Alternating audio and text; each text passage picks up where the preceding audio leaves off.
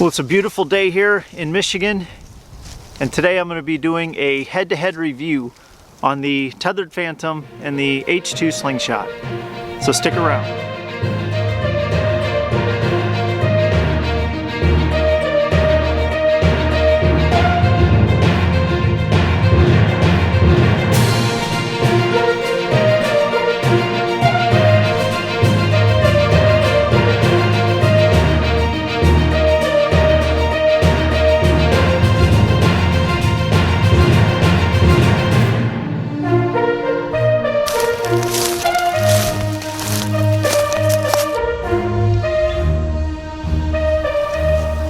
Well, since I've released the Ultimate Saddle Review, I've started getting a lot of questions with some of the specifics of each of the saddles.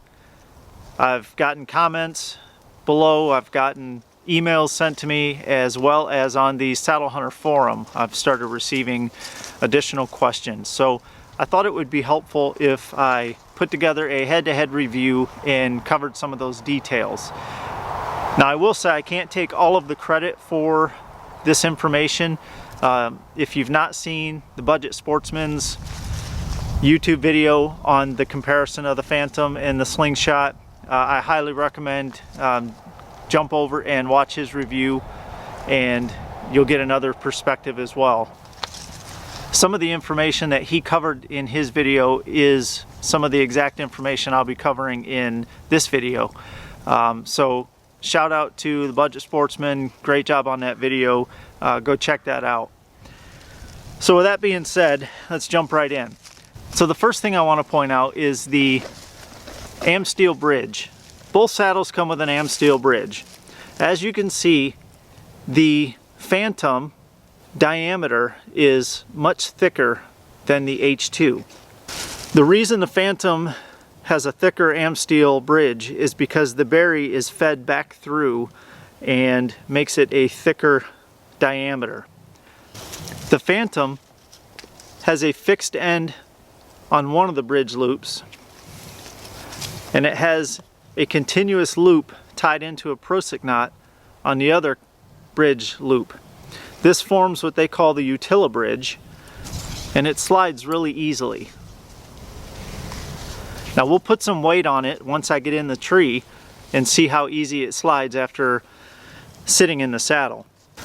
The H2 has continuous loops on both sides of the saddle tied to the bridge loops, and friction knots tied into each end. It also slides really easily, but we'll test that once there's weight put in the saddle. As you can see, both ends slide very easily. The Phantom has adjustments on their comfort channels. They have marbles or something inside of the bridge loops, and they have 3 channels that you can adjust the saddle in. They have a top channel, a middle channel, and a lower channel. That's on both sides. The H2, the prosic knots are adjustable on the entire bridge loop on both sides. So they don't have comfort channels, but it is adjustable where you can just slide it from one end to the other.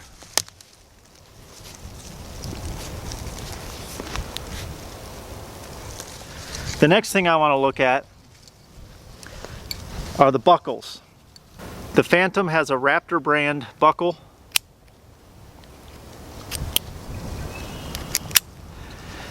And it has about a 1-inch wide strap material. It's a very smooth feeling strap material. It has a stay loop here to keep your tag end secure. You just pull the tag end and the material slides through really easily. The Slingshot also has a Raptor style buckle. There's no name on it, so I don't know who the manufacturer is, but it's a very nice buckle. The Slingshot material is much wider. It's probably closer to 1.5 or 2 inches. And it's a different material. It's a lot, feels more heavy duty, maybe more military grade material. It also has a stay loop to keep your tag end, but because of the material, it does not slide when you pull the tag end. It does not slide through the buckle. That is one of the differences. I'll show you the difference in thickness. So I have both straps lined up, and as you can see, the Slingshot strap hangs down significantly lower here at the bottom. You can kind of see the difference in material. So those are some of the differences in the waist buckle and the strap. The next thing I want to point out is the leg straps. They both have one leg strap position, so there's nothing different about that. The Phantom has this bright orange, hunter orange loop for their buckle, and it just slides in there really nicely. They both use the T-hook style.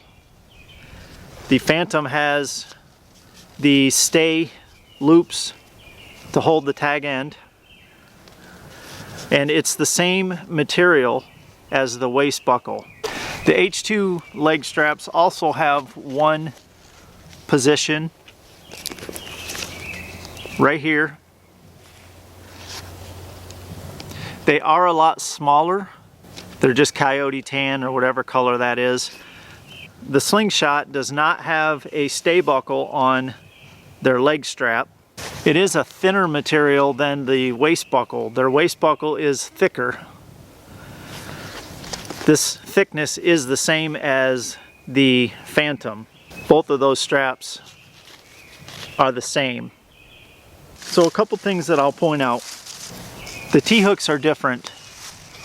The T-hooks from the Phantom are very nice looking. They have the Phantom logo stamped into them. They're a little bigger. They're thicker.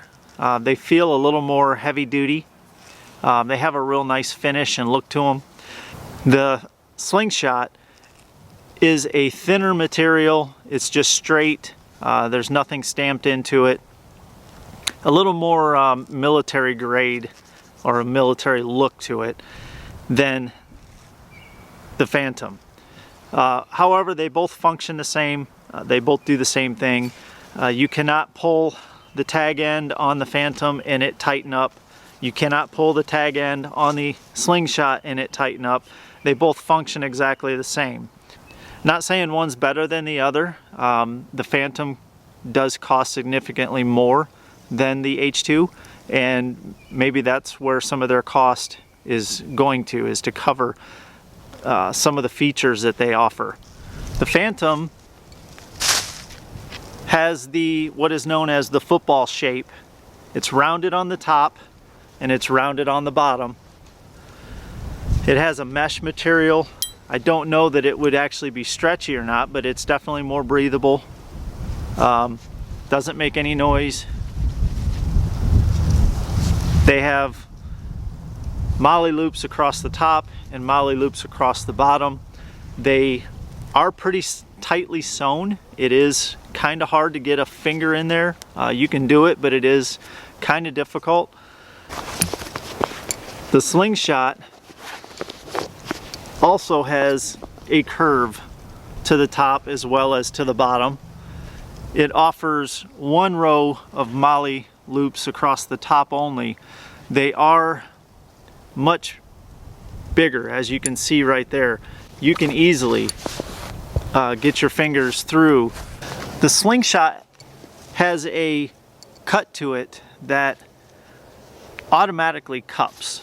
The way they've sewn the saddle, it automatically, you can probably see it right there, it concaves. You can see the seam on the outside here as well.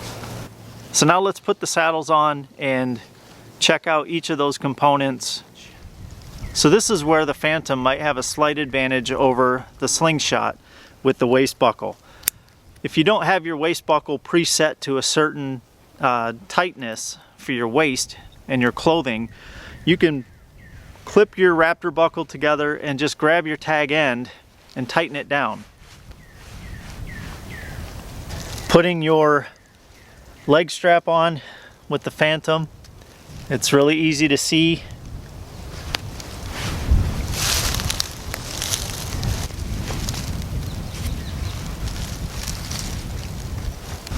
Okay, so I have some weight on the bridge of the Phantom now. I just want to see how easily the adjustment is after having some weight put down on it.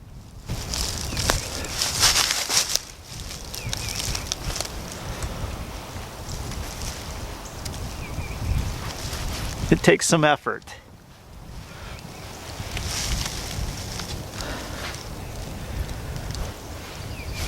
Once it's loose, it slides really easily.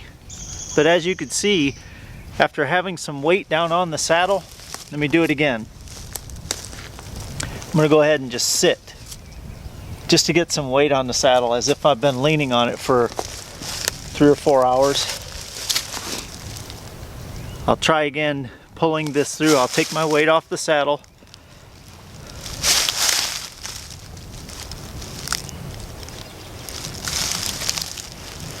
It does take effort.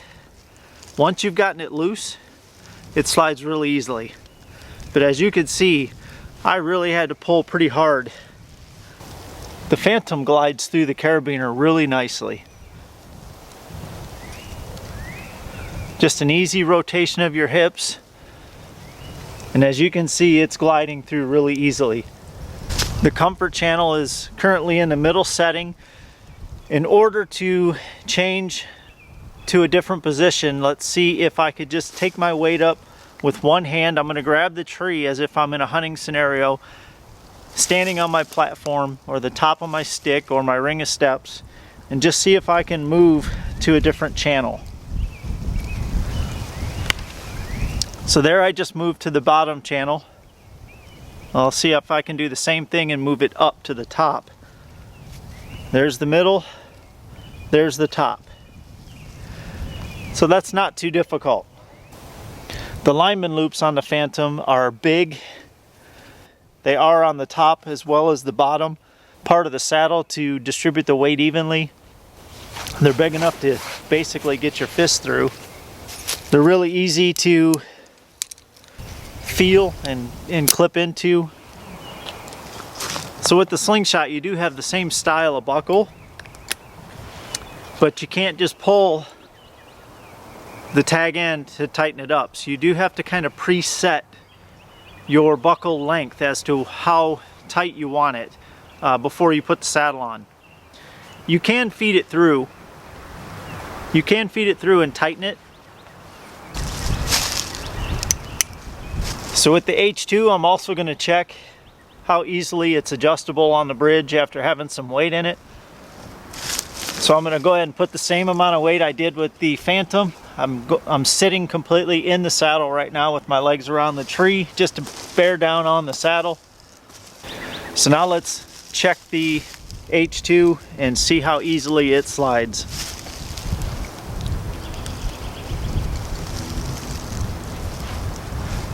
To break the H2 free was actually a lot easier.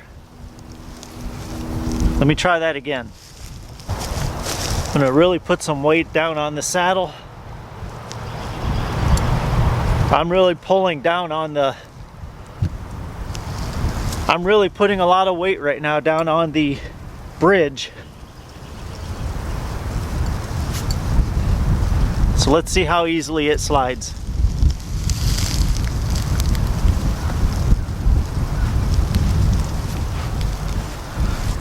I feel like the Slingshot was a lot easier to slide after having a lot of weight in it. I need to try that one more time because I just don't feel like it should be that easy. Alright, so I just had a lot of weight in the saddle. I got my knot way down here at the end. It's hard to grab a hold of, trying to grab the knot. So I just had a lot of weight in the saddle. Now I'm going to try to break this free. Yeah, look how easy that came free.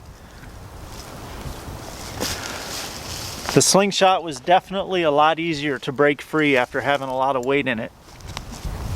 Now let's take a look at the adjustment on the bridge. All the way down to the lower setting.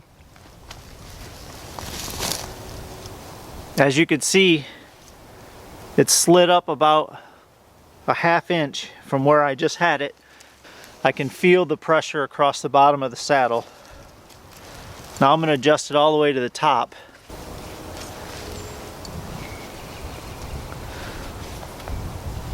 So that would be close to your very top setting right there. Because of the stitching, you really can't get it up and over. So I'll put weight down into this now. So it looks like it slid maybe a ½ inch. And I can feel the pressure now across the top. So it holds its position pretty well. It does slip a little. It does adjust really easy even after having weight in the saddle.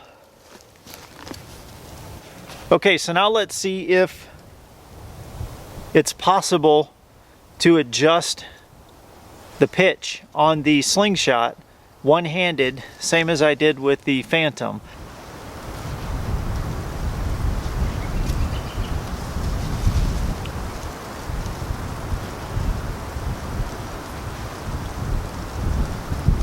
Alright, so as you can see, I was able to slide it down with one hand.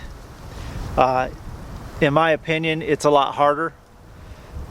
It would be a lot easier with the Slingshot to use two hands. With the Phantom, you're able to just take your weight off, use two fingers basically, and slide from one comfort channel to the next. I feel like with the H2, you would want to put on your lineman's belt to make your bridge loop adjustments. So in my opinion, there is an additional step to adjusting the bridge adjustments on the Slingshot compared to the Phantom. Your lineman loops for the H2 are a lot smaller. They're a little bit flimsy. They are easy to see looking down, and they're in a good location. You do just have to hold your carabiner open. They're not difficult to clip into.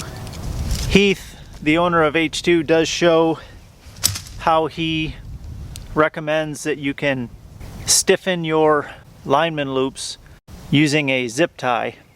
And I did do that, and it does hold them open. As far as the H2 sliding through the carabiner, the H2 slides through really easily, just the rotation of your hips. There's honestly, in my opinion, no difference between the Phantom and the H2 gliding through the carabiner. They are both smooth, very smooth. So there you go. Those are some of the similarities and some of the differences in the two saddles. I'd also like to hear what you guys think about some of the differences that I showed you. Is the waist buckle a big deal for you guys? Using your lineman's belt to make your saddle adjustments, is that a big deal to you guys? Shoot me some messages and let me know. I'd like to hear your opinion on it. If you have any other questions, please feel free to comment below. If you like the video, give me a thumbs up. If you've never subscribed to my channel, I would ask you to do that now as well. Hope you guys are doing well. We'll talk to you later.